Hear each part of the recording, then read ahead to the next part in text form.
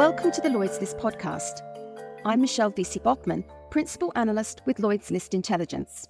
This week's podcast goes down under to focus on my home country of Australia. Now, we're not a nation of ship owners like Greece. We may not have the maritime history of the UK, or even pretend to be a global maritime hub like Singapore. But Australia is still a big player in shipping, exporting more than 1.5 billion tonnes of bulk goods last year. So I'm talking with Mick Kinley, Chief Executive of the Australian Maritime Safety Authority. He's been with the authority for 30 years, the last 10 as its leader, and retires this month. During his tenure, AMSA has consolidated its position as a world-class regulator, promoting safer shipping around the world and cracking down on substandard ships entering Australian ports. We chatted with Mick from his office in Australia, very late one evening from London via Zoom. I asked him to explain more about the Australian regulator's role and the changes he's seen over the last 3 decades. Thanks, Michelle, and really lovely to be here. So the Australian Maritime Safety Authority, and I'll call it AMSA from now on, probably a name that strikes fear into some parts of ship owners around the world, but we are the federal safety regulator and environmental regulator for shipping in Australia. So we do all of the things that the agencies do around the world with certifying seafarers, certifying vessels. But we also do a response role. So we are responsible for pollution response from shipping industry incidents in Australia. We also do search and rescue. And again, our search and rescue region covers 1/10 of the Earth's surface, all the way down to Antarctica, halfway out across the Indian Ocean. And interestingly, I think we're one of the few search and rescue authorities that does aviation and maritime. So we have a true joint rescue coordination centre there. And apart from that, we also look after Australia's aids to navigation network around the country. So quite a big responsibility. And of course, Australia is a huge player in bulk shipping. And iron ore and coal, two of our biggest exports. Large number of ships. I think we have well over 10,000 port arrivals in Australia a year. I think if you're a player in the bulk shipping industry, you are going to come to one of our ports at some point. And if you do call at an Australian port, port state control inspectors will be there. Over the past 3 years, some of the biggest shipping companies and ship managers have been named and shamed by AMSA, their vessels banned from entering ports over substandard conditions or not paying crew. You're about to end an illustrious 30-year career with AMSA. How's it changed? Tell me AMSA then and AMSA now. Well, because I joined AMSA in 1994, I came out of the shipping industry. I was a marine engineer. And in 1994, as a surveyor, I went off to start inspecting ships. Port state control was really kicking off. And part of that was, and I must give a shout out to a former Australian MP, Peter Morris. Oh, yes. Who is very old now, Peter, still alive, who did the original Ships of Shame report and really brought to light that these bulk carriers were departing Australia ports and effectively disappearing. Hundreds of seafarers were dying, in a year in bulk carrier losses. And Australia was actually established partly in response to that report.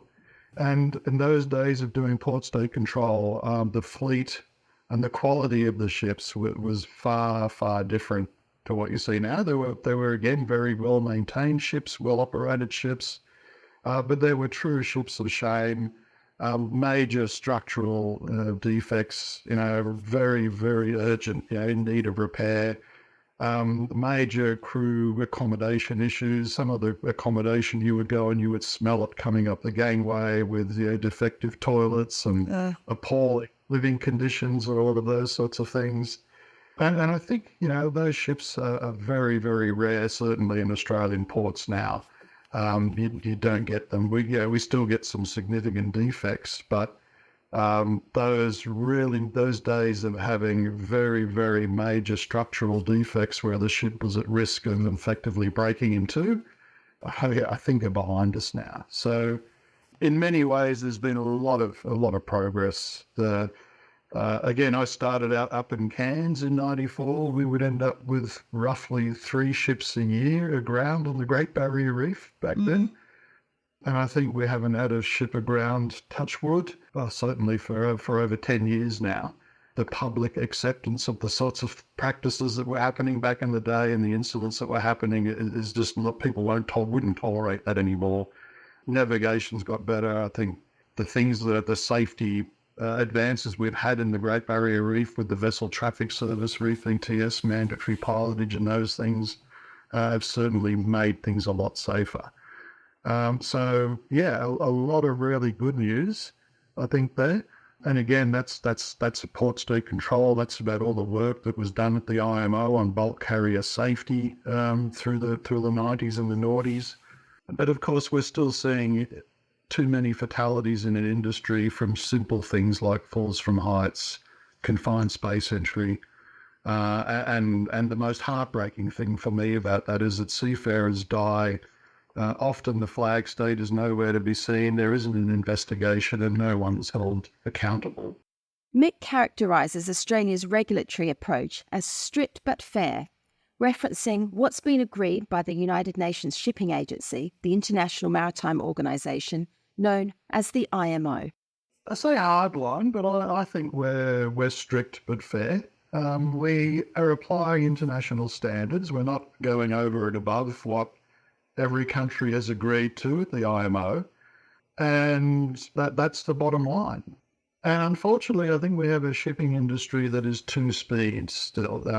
You've got those that are looking to lead, looking to move standards along, looking to go above and beyond compliance. And I'll give a shout out to organisations like Together in Safety, which is a really good industry-led initiative there on grassroots safety, not regulated. But unfortunately, you've got a large proportion of the industry that view the internationally agreed standards as something to aspire to, rather than the internationally agreed minimum. They will do what they are told to do and nothing more. And if there is no one there to tell them to do it, then they won't do it. And a very wise old surveyor, when I joined AMSA once, pointed out to me that it's physically impossible to kick yourself in the bum. And sometimes you need someone else to do that. So I think AMSA we are there to enforce the minimum standards, the ILO standards. And again, I had the pleasure of being at the ILO convention in 2006 when the MLC was done. So we've got a long history there. The basic concept of actually paying seafarers, not killing them, still doesn't seem to have gelled with some owners.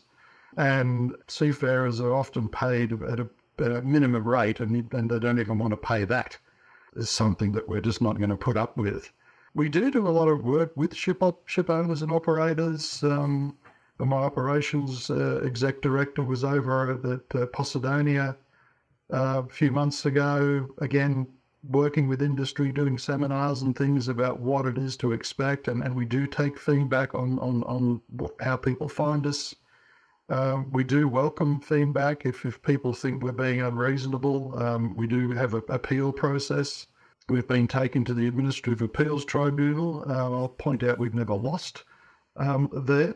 But ultimately, if a ship owner is trying to do the right thing, and even if they come in and there's been a major defect happen, if they recognise that, they've called in class, they've told the Flag Administration, they tell us, we will always go, good, continue doing the good work, make sure it's fixed before it's your sale, if that's what it needs, and we will work with you. So we will always work with operators. I don't like prosecuting, don't like criminalisation of seafarers, but we always do. There is a line that is crossed, though, where you do actually have to go, well, enough is enough. And ultimately, I don't like prosecuting seafarers because it's generally the operators or the owners. And I'd really like to see some improvements in our legislation in that regard so that we can shoot home that responsibility. What sort of improvements are you looking to see to do that? The ability, I guess, to reach, if there's an incident where a master has done something or a chief engineer has done something, then generally they're not doing things, I've not met seafarers who want to pollute the environment, who want to do dangerous things. Generally, the root cause is they're there because they're not being supported, they're not given the resources they need, or they've got commercial pressure put on them. And until you can sheet home that responsibility to the owners and the operators who are putting them in that position, then it's going to be very hard, I think, to get some of that cultural change across the industry.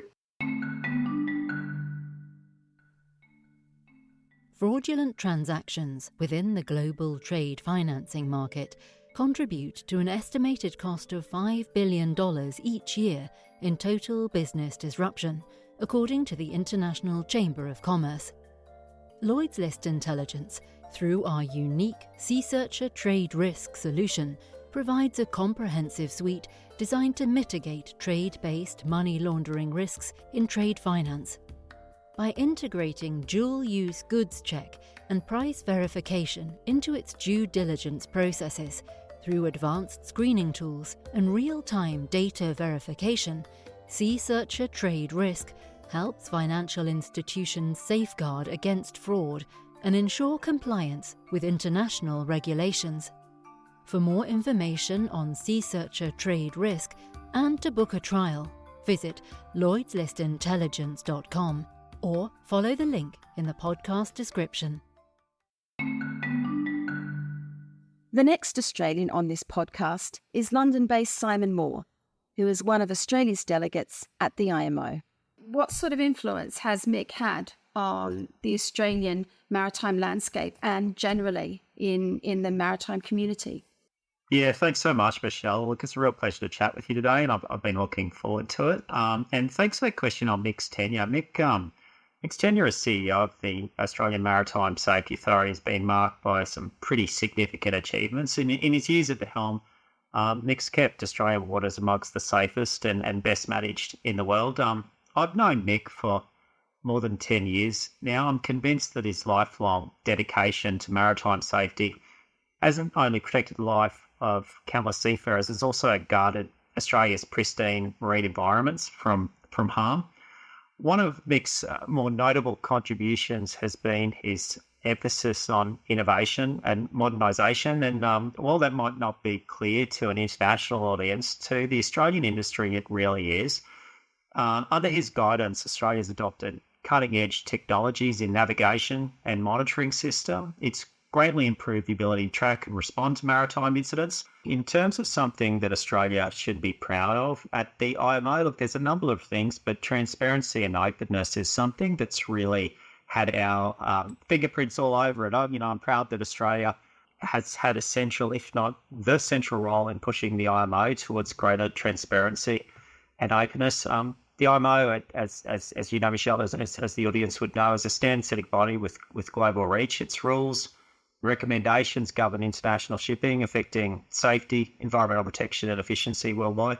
Transparency and openness ensure the IMO's decision-making processes are accountable and accessible to its member states, industry stakeholders, and the public. Now Australia and other member states more recently in the IMO Secretariat have come forward in leaps and bounds, including, as you mentioned, the Assembly and Council meetings now being public and now being live streamed, so anyone has the access to them, which is a fantastic step forward in terms of transparency for the organisation. I think we need to give a special mention towards the positive role of the IMO Secretary General, Arsenio Dominguez, who commenced his role at the beginning of this year. Since taking up his role, he's led and he's cajoled member states in this direction. And he's also working across the UN framework in a way that, at least from an Australian perspective, we find very encouraging. Mick Kinley has been a regular face at the IMO since 2003, and he has these departing words of advice for the United Nations regulator. I love the IMO. It's a marvellous organisation. It's done great things. But if it's going to continue to do great things into the future, it's really going to have to find a quicker way to work, because a 5 to 10 year regulatory loop when technology is looping in 2 to 3 years, is not going to cut it. And so that to me is the great challenge for the IMO, and I really wish them well into the future.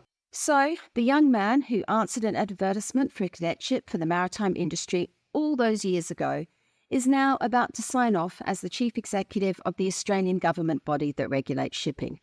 Did Mick Kinley ever see that coming? Even when I joined AMSA, I've never had a thought about being CEO. I'm extraordinarily lucky. And as far as a job to be the CEO of AMSA, this organisation is fantastic. It does fantastic things. The people are passionate and committed and fantastic people. And, we do good shit, basically. We actually do stuff. We're hands-on. And there's no other job that I would want to do in government. So it's been a great ride.